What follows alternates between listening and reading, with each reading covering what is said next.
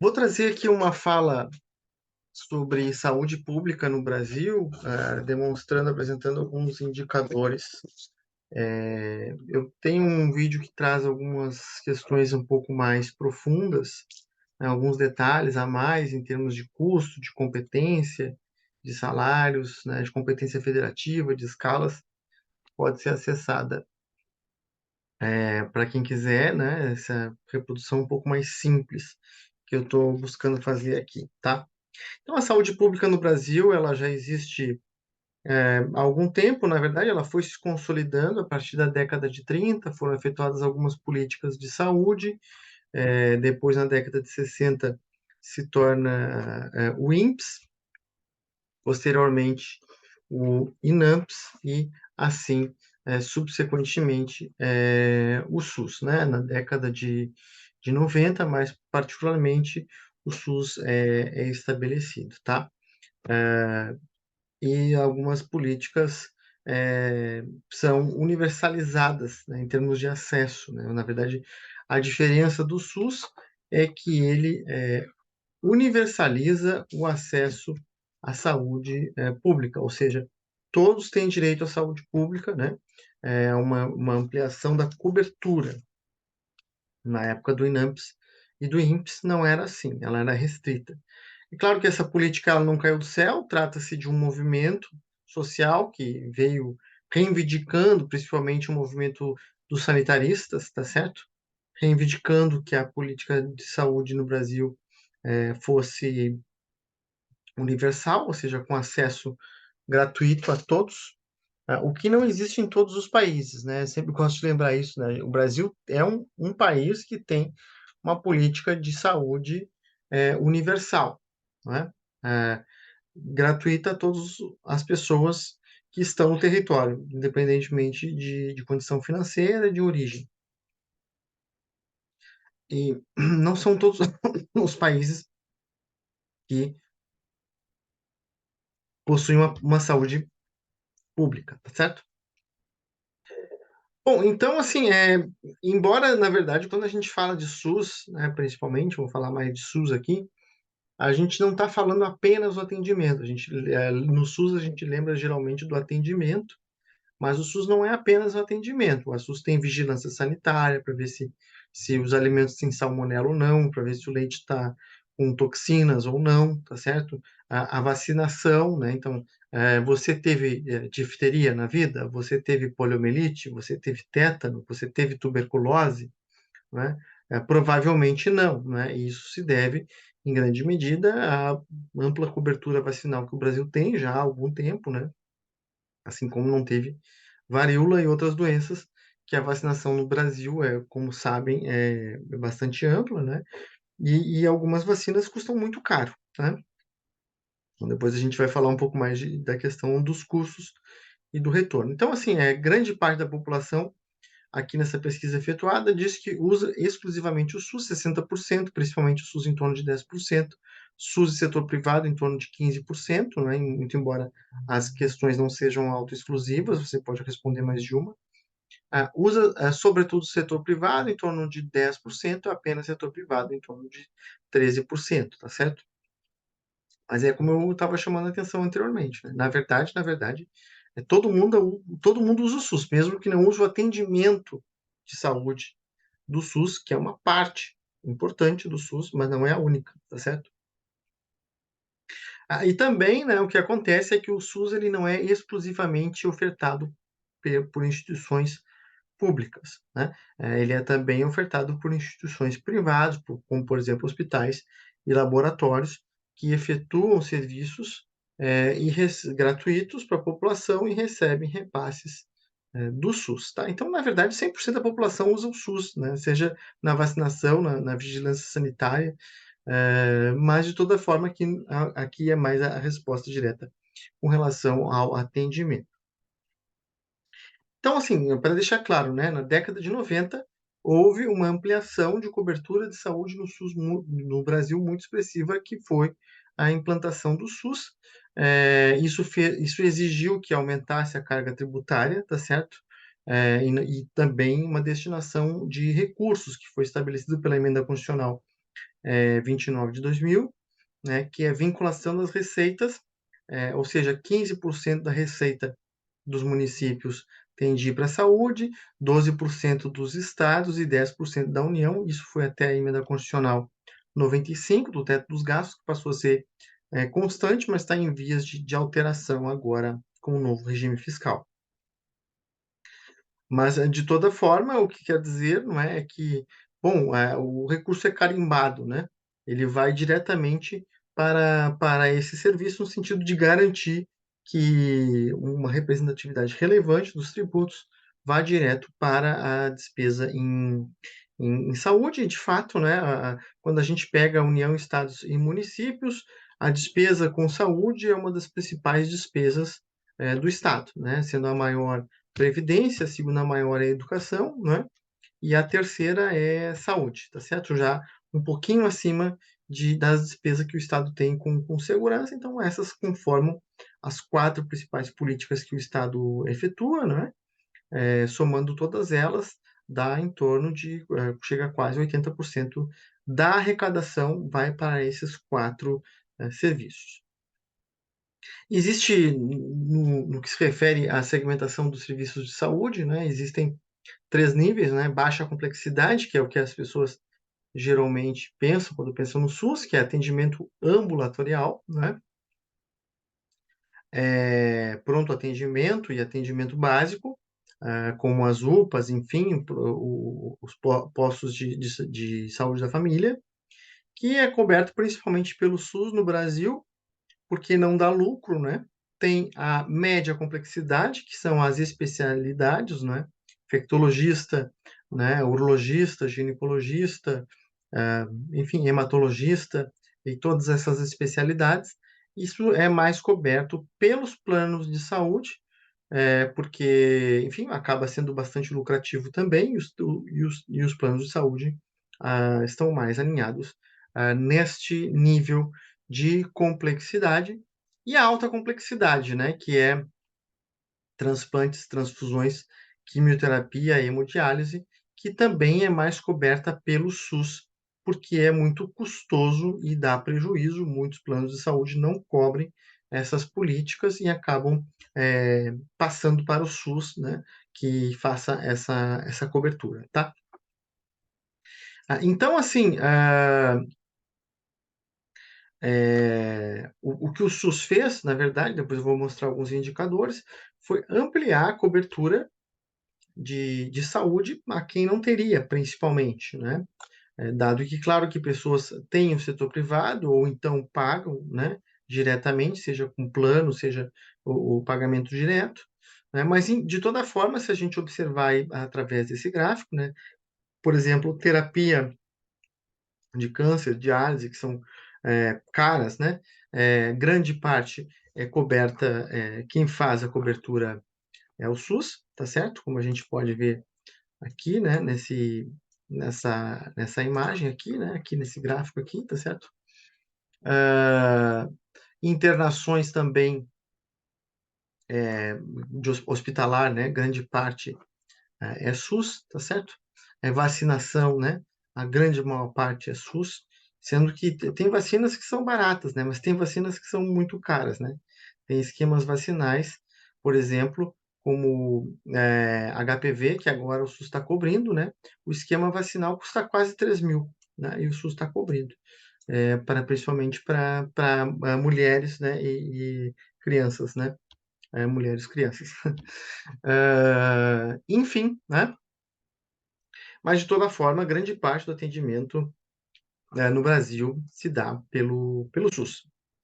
Então, o que aconteceu, né, com a implantação do SUS é que, entre essa pesquisa aqui que mostra o que aconteceu entre 86 e 2008, né, foi uma ampliação do acesso, né, o acesso aos serviços de saúde, pessoas que não tinham, principalmente aqui estão os mais baixos, né, as rendas mais baixas, ampliaram o acesso à cobertura de saúde, tá certo? Então, são as pessoas que não tinham cobertura, né? Houve, então, uma redução, né, das pessoas, principalmente, entre as 40% a 50% mais pobres da população, muito embora, na verdade, tenha ampliado a cobertura para todos os níveis de renda, como a gente pode ver, pelo gráfico, tá?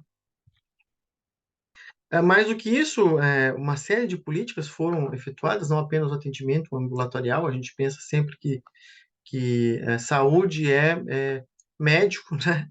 Mas não, na verdade, e mesmo o SUS, né, ele tem equipes multidisciplinares, médicos, enfermeiros, né, enfim, psicólogos, terapeutas, educador físico, e no caso também o atendimento de programas de saúde da família, não é? Que houve uma ampliação bastante expressiva na década de 90, como a gente pode visualizar aqui pelo gráfico, tá? Ou seja, são pessoas que, em grande medida, vão também até os lares, né? Sobretudo de baixa renda, no sentido de evitar e dar informações de saúde básica, né? Como, por exemplo, quer dizer, às vezes as pessoas não sabem que tem problemas de pressão ou de diabetes, que são doenças crônicas, que têm tratamento gratuito, com medicação gratuita pelo SUS, e que são graves, né? E, eventualmente, a pessoa não tem o hábito de medir, são muitas vezes silenciosas, né? E não tem o hábito de medir a pressão ou, ou então a glicose, para verificar essas doenças, certo? Então, esse tipo de atendimento que o programa de saúde da família faz, não apenas esse, informações e tudo isso, né? O que tem aumentou muito, em torno de 30 mil equipes, né, de saúde da família que existem no Brasil hoje. Então, assim, o SUS ele é muito amplo, né? Existem várias instituições, muitos privados, né, como 6.528 unidades hospitalares, tem centros de atenção psicossocial, as CAPs, 1.671 unidades, postos de saúde no Brasil, 11.989, tá? Equipes de saúde da família, 32 mil equipes, e além de outras instituições, né, como que produzem vacina, que são famosas agora depois da Covid, né, como já eram, na verdade, mas ficaram mais,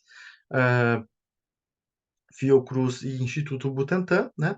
Além de outras instituições que são relevantes aí para o atendimento de saúde no país e mesmo o atendimento de SAMU, de teleatendimento, né? Então, assim, eu trouxe aqui alguns dados de saúde do SUS, né? Infelizmente, eu não consegui dados totalmente atualizados, para alguns são mais recentes, outros estão mais antigos, mas eu não encontrei outras informações mais recentes disponíveis nos bancos de dados, tá? Então, o SUS faz mais de 4 bilhões de procedimentos anuais, né? Mais de 1,4 bilhão de consultas, 11 milhões de internações, 98% da vacinação, 3 milhões de sessões de quimioterapia por ano, 2 milhões de partos, 24 mil transplantes, né? 111 milhões de atendimentos pelo SAMU, 100 milhões de atendimentos pelos programas de saúde da família, 30 mil equipes de saúde da família, né? Tem 400 medicamentos gratuitos pelo SUS, quando antes da Constituição eram apenas 40, e houve ainda uma ampliação do gasto real da despesa com saúde, ou seja, acima da inflação, entre 1988 e 2010, de 224%, tá certo? Enfim, então, na verdade, né, é bom a gente ter essa ciência. O Brasil é um dos poucos países que tem uma amplíssima cobertura de saúde gratuita, tá? Não é todos os países que têm, não, né? Mesmo países ricos, às vezes, não tem, né? O caso famoso dos Estados Unidos, que não tem, mas países vizinhos, como, por exemplo, o Peru, que também não tem, certo? Bom, evidentemente isso aqui tem um custo muito alto. Depois eu vou falar sobre os custos, tá? Aqui, mais exatamente, né? Por exemplo, né? Quimioterapia. Quimioterapia, grande parte dos planos de saúde acaba não fazendo, repassam para o SUS. Qual é o custo da quimioterapia? Bom, o tratamento de câncer depende do tipo de câncer, depende do estágio que o câncer está, mas ele pode ter até um custo de 90 mil reais, de 70 mil reais, tá certo? Então é muito caro, né? Tá? O custo da UTI na rede pública de Porto Alegre é de R$ 2.758 por dia. Então, a pessoa custa, né, para o SUS, R$ 2.858 na UTI por dia, né? Tem, por exemplo, no caso da Covid, tinha gente que ficava 30 dias, até mais, na UTI. Então, qual é o custo disso? Então, é um custo muito alto, tá certo? E saúde, é o que eu sempre falo, saúde é um saco sem fundo. Não tem um recurso suficiente que você botou e agora está suficiente. Não. Sempre tem uma especialidade mais especializada, sempre tem um exame mais qualificado, mais preciso, né? E que eventualmente mesmo assim não é suficiente para chegar num diagnóstico, tá? Então, saúde pública é caro, né? Não apenas por isso, por esses motivos que eu falei, mas também porque tem profissionais que são geralmente muito bem remunerados, particularmente os médicos, né? E aí tem mais essa questão aí que eu falei, tá? No outro vídeo eu falo um pouco mais sobre isso, tá? Mas tem mais a questão, do país ser heterogêneo e diferenciado, o que gera carência de recurso em diversas regiões, tá, do país. Então, assim, aqui uma variação, da despesa com o SUS entre 1980 e 2009, houve uma ampliação expressiva, como eu falei, que foi a implantação do SUS, tá. Então, eu sempre gosto de deixar isso bem claro, né? Houve uma ampliação da despesa com saúde no Brasil expressiva, né? Sobretudo na década de 90 e nos anos 2000, tá? A saúde ela é de competência mista, União, estados e municípios, todos eles contribuem para o SUS, né? E aqui, em percentual do PIB, né? O volume de recursos, então, em percentual do PIB destinado, né? Tanto pela União quanto pelos estados.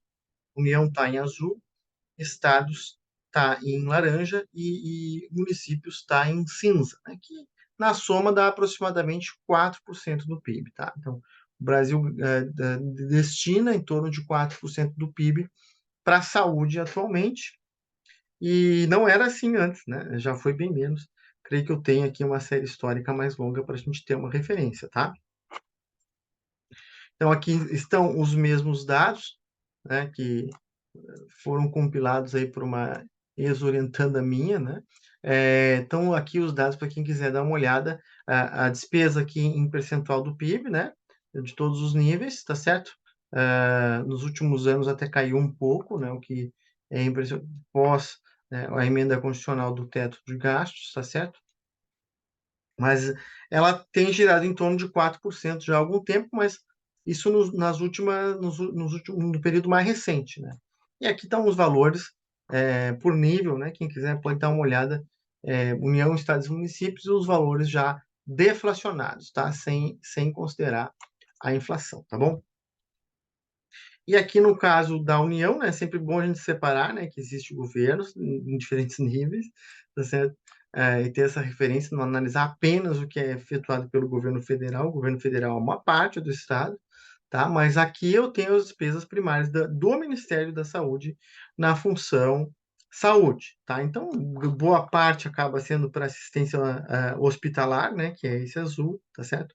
Também atendimento básico, sobretudo as UPAs atualmente, e outros despesas, como administração, né, a parte administrativa, enfim, e outras despesas que estão aí destacadas com variação em termos reais, ou seja,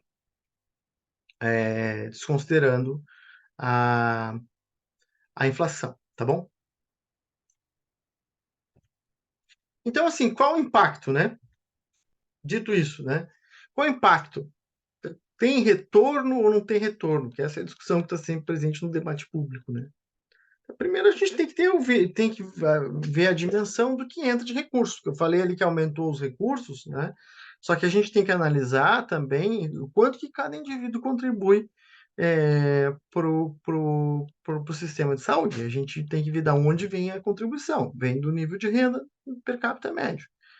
E o nível de renda per capita médio não é elevado, tá certo? Então, desta renda que não é elevada, embora a gente eventualmente possa imaginar que é, mas não é, tá certo? É só olhar o dado. Cada indivíduo contribui com a carga tributária e dessa carga tributária uma parte vai para o SUS, né? Então, mais ou menos, cada indivíduo contribui aproximadamente com R$ 120 mensais para o SUS, tá certo? Pergunto para vocês, quanto é que custa um plano de saúde que não tem toda a cobertura que o SUS tem, né?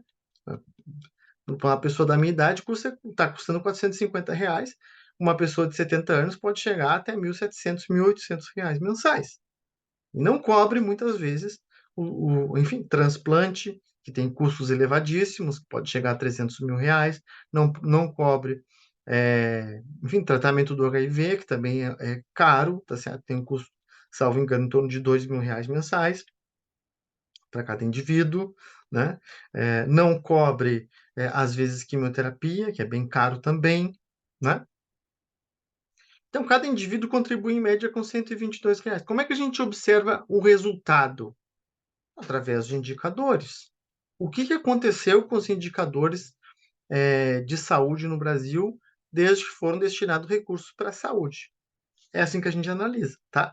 Então, por exemplo, um dos principais indicadores que tem na verdade, expectativa de vida, tá? É o principal, mas também mortalidade infantil, mortalidade materna, uma série de indicadores de saúde também, a própria mortalidade, né? Então, o que aconteceu no Brasil, tá certo? Em termos de causa de morte, a mortalidade. Grande parte das pessoas morriam por doenças infecciosas e parasitárias. Na década de 30, 40, 50, quando não tínhamos basicamente o sistema de saúde. Cólera, esquistossomose, difteria, tétano, tuberculose, tá certo? Todas essas doenças, às vezes até vermes, né? Enfim, matavam muita gente, né? Isso reduziu conforme avançou o sistema de saúde no Brasil. Então, teve efeito ou não teve efeito? Teve efeito, tá bem claro, né? Enquanto que outras doenças relacionadas mais à idade, como, por exemplo, câncer, à medida que a população fica mais idosa, as pessoas com câncer aumentam, vai aumentando a proporção, assim como doenças cardiovasculares. É claro que houve também um avanço da saúde, né? Digamos, a ciência, que contribui, evidentemente. Tem também a despesa privada, que eu não falei muito, né? Mas há também, né? Quer dizer, a saúde privada, que avança, que contribui com esses indicadores.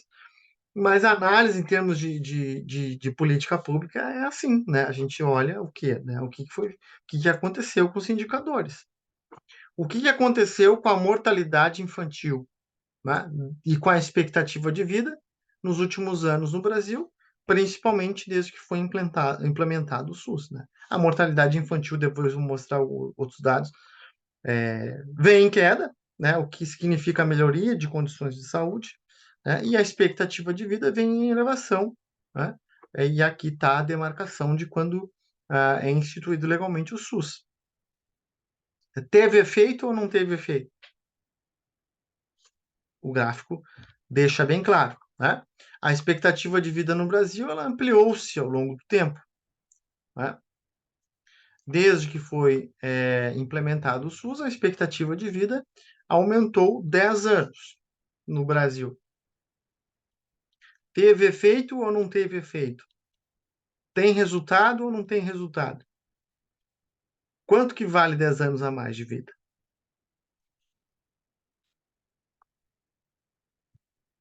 A mortalidade infantil, né, entre 1970, aqui mostrando mais precisamente, e 2019, né, neonatal, pós-natal e o total, né, caiu, né, de forma bastante expressiva, tá certo? Sobretudo nas décadas de 70, 80, 90, né?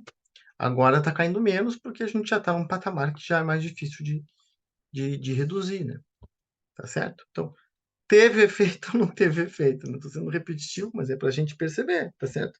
Que é uma falácia, isso que dizem que não tem retorno, tá certo? Tem sim, é só olhar os dados, né? E isso que é fundamental, tá certo? Aqui os indicadores sociais a partir dos censos, né? Sendo que o último censo com dados disponíveis de 2010, o de 2022 ainda não foi compilado. A taxa de mortalidade infantil, que é um dos principais indicadores de saúde, né? Era 136 por mil. Em 2010, estava em 16 por mil e continuou caindo, né, no período posterior, como eu mostrei aqui, né? Está um pouco mais de 10% atualmente, tá? Então, continua caindo, tá? 10% agora, mais ou menos. De 13 por mil, ou seja, a cada 1.000 crianças, 135, na verdade, morriam, e atualmente, a cada 1.000, 10 morrem. Isso significa o quê? Melhores condições de saúde do país. Da onde? Das políticas de saúde efetuadas no Brasil. Tá certo? Ainda, né? Então, assim, já fechando aqui, né, essa discussão, né, o que acontece, né? Como é que a gente analisa concretamente uma política pública, no caso aqui, particularmente a saúde? Não é com manchetes sensacionalistas, né? É claro que o sistema de saúde tem problemas, né, principalmente porque bom, a população do Brasil é muito grande, né? Tem uma população pobre muito grande, certo? Aliás, o Brasil não é um país rico, conforme algumas pessoas podem imaginar. Não é, né? A renda per capita no Brasil não é alta, tá certo? Que é a média, né? Portanto, o Brasil é um país de renda intermediária para baixo até, né? Enfim, é o que é, né? Da renda per capita, né, que eu já mostrei em outras oportunidades, né, que vai sair a arrecadação do Estado e da arrecadação do Estado é que vão sair os serviços públicos, então está tudo relativamente coerente, tá certo? O nosso nível, tá? O que não quer dizer que não existam problemas de gestão, eventualmente, a gente fala, problema de gestão, embora seja uma coisa meio abstrata, intangível, né? Tudo bem, eu acho que sempre pode melhorar, aperfeiçoar, ter mais capacitação, né?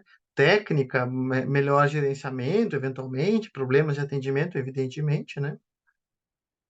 Mas fato é que cada indivíduo brasileiro contribui com R$ 121 mensais para o SUS, atualmente, mais ou menos, né?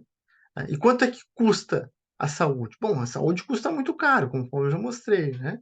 Uma UTI custa R$ 2.758 por dia. Tá? Tem vacinas que custam R$ 1.000, né? Tem quimioterapia que custa R$ 90.000, tem transplante que custa R$ 300.000. Então é evidente que a questão é falta de recurso, é claro, né? É uma população numerosa, muita gente, a renda per capita é relativamente baixa, a contribuição de cada um é relativamente baixa e os custos são elevados. E os resultados? E os indicadores? Melhoraram ou não ao longo do tempo, conforme se investiu mais? Melhoraram, muito. Né? A expectativa de vida aumentou consideravelmente, as taxas de morte evitáveis caíram, né? A mortalidade infantil despencou, a gente pode dizer, caiu 90%, tá certo? No longo prazo, tá? Então, pergunta óbvia: é eficiente ou não é eficiente o gasto em saúde pública no Brasil? Se entra pouco recurso, o custo é elevado e o resultado nos indicadores é alto, é evidente que é eficiente, tá certo? E existe métrica sobre isso, tá? Aqui tem um estudo que está citado aqui, disponível, vou mostrar as referências, está disponível na internet, tá? Que é a mensuração de quanto que é gasto em saúde no Brasil, os resultados, né? Em termos de variação de indicadores, e os custos, evidentemente, né? Então, a estimativa de eficiência se dá através disso. Quanto que custa, quanto que entra de recurso e quanto que entrega de produto, tá? Os resultados para os municípios, aqui é feito por municípios, gira em torno de 0,88%, 0,90%. Ou seja, né, um grau de eficiência em torno de 88%, 90%, o que é um excelente resultado, né? Ao contrário do que faz-se crer no senso comum, né? Mas aqui a gente não está no senso comum, a gente está a partir de uma análise científica, certo? E concreta nas informações, né? Então, a taxa de desperdício é em torno de 10%, ou seja, quer dizer que, né, o resultado é em torno de 90% do que seria o resultado máximo com aqueles recursos, que é ótimo, né? Porque uma taxa de desperdício sempre tem. Se pensar na construção civil, uma parte do cimento cai. Se pensar na produção de alimentos, uma parte apodrece. Se pensar no restaurante, uma parte vai embora. Então, sempre tem uma taxa de desperdício, e aqui a taxa de desperdício em torno de 10%, que é um ótimo resultado, né?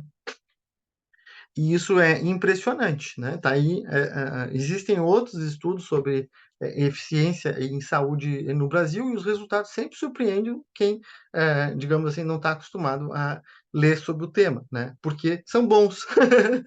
Ou seja, o investimento que foi efetuado em saúde ao longo do tempo no Brasil claramente teve resultado em termos de melhoria de indicadores sociais, só que isso é invisibilizado, só que isso é naturalizado, tido como natural, parece que não existe, parece que caiu do céu, certo? A pessoa não teve difteria, não teve poliomielite, não teve tétano, né? Não teve cólera, não teve tuberculose, né? Enfim, não. E acha que isso é algo da natureza, ou que é perfeitamente, digamos assim, normal, mas não, né? Trata-se de uma política de saúde pública. Países que não tinham um sistema de saúde como o Brasil tiveram problemas muito mais graves em termos de taxa de mortalidade, né? Por exemplo, na Covid, como foi, por exemplo, o caso do Peru, um país que não tem política de saúde, né, pública, e as pessoas que não tinham saúde, não tinham acesso à saúde, bom, enfim, morreram, né? Então, esse é o trabalho que foi feito aqui, a mensuração de eficiência, tá disponível na internet para quem quiser. Agradeço a atenção e muito obrigado.